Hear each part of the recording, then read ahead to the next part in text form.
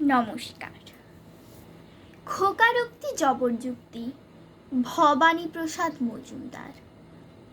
মাকে ডেকে বললে সেদিন 7 বছরের বিলে, সত্যি বলো কোত্থেকে মা আমায় এনেছিলে?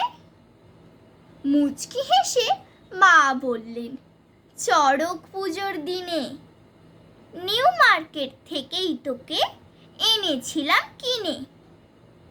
বললে বিলে, চড়ক পুজো?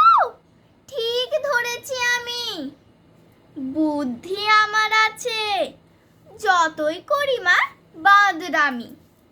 ছি ছি, এতই কৃপণ তুমি?